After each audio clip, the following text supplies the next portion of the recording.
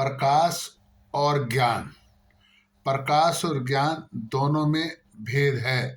प्रकाश का अर्थ है इंद्रियां और अंतकरण में जागृति।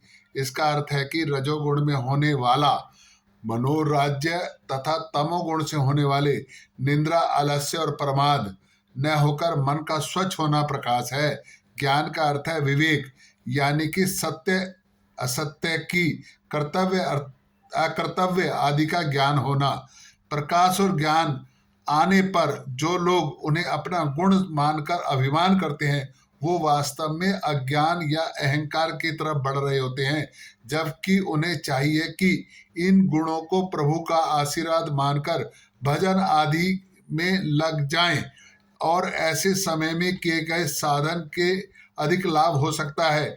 जब रजोगुण बढ़ता है तो हम पर लोभ, कामना और सांसारिक प्रवृत्ति आदि तरफ बढ़ते हैं। अतः ऐसे समय हमें यह विचार करना चाहिए कि इस संसार में हमारा कुछ भी नहीं है। रिश्ते नाते, भौतिक वस्तु भी अपनी मर्जी से नहीं है। सब कुछ बिछोड़ने वाला है। फिर भी अपने को अपने लिए क्या चाहिए ऐसा विचार करके रजोगुण की वृत्तियों से दूर रहने का प्रयास करना चाहिए।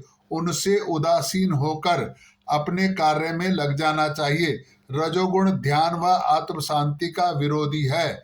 मनुष्य क्रिया और पदार्थ से असंग होने पर ही योगारूढ़ हो पाता है, परंतु क्रिया और पदार्थों का संग होने के कारण रजोगुण मनुष्य के सत्व गुण बढ़ने नहीं देते और वो उसको मोह माया की तरफ धकेलते रहते हैं। यह ज्ञान और प्रकाश हमें बताते हैं कि गुणों से अपना कोई संबंध नहीं है।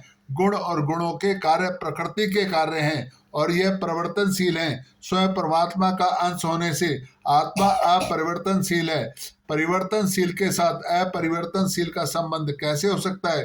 संसार की समस्त शक्तियां, समस्त बुराइयां परिवर्तनशील के साथ हैं, परमात्मा के साथ कोई चीज नहीं है।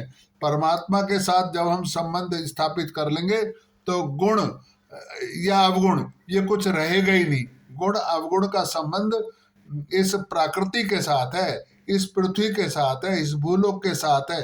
परमात्मा के साथ कुछ नहीं है। लाभ, हानि, यश, मृत्यु सब इस प्रकृति के साथ है। हमारे साथ हम अजर अमर हैं। अगर ये बात हमको समझ में आ जाती है, और ये बात हमको कब समझ में आती है? जब ज्ञान और प्रकाश हमारे पास होता है। जब ज्ञान आता है और प्रकाश आता है तब हमको पता चलता है। जब हमारा अहंकार दूर होता है, हमारा अज्ञान दूर होता है, तब हमको पता चलता है कि यहाँ तो हम सिर्फ भगवान के दिए हुए कुछ कार्यों को करने आए हुए हैं। इसके अलावा हमारा अपना कुछ नहीं है।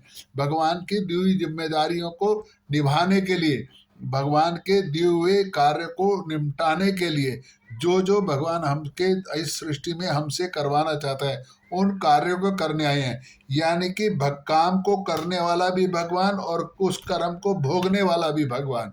जिससे हम लड़ रहे हैं वो भी भगवान, जिससे हम दुलार कर रहे हैं वो भी भगवान। जब सब भगवान है तो फिर किसी से कोई द्वेष करने की आवश्यकता नहीं है। और जब हम सामने वाले के अंदर प्रभु की कल्पना करेंगे, हम समझेंगे कि इसके अंदर भी भगवान विराजमान है, तो फिर हमको उसके साथ किसी प्रकार का द्वेष भाव नहीं रहेगा। और किसी प्रकार का कोई हमारे साथ कुछ करता है तो हम जब ये सोचेंगे कि शायद यही हमारे कर्मों की सजा है, तो भी हमको उससे बदला लेने की कामना नहीं रहेगी। और जब द्वेष, बदले की भावना और प्रतियोगिता की भावना सब खत्म हो जाएंगी, सिर्फ भगवान के लिए, भगवान के द्वारा, भगवान के लिए काम करना है, तब ही हम वास्तव में हम समझेंगे कि हमारे पास ज्ञान और प्रकाश आ गया है और हम रजोगुण से सात्विक गुण की तरफ बढ़ जाएंगे। धन्यवाद जी।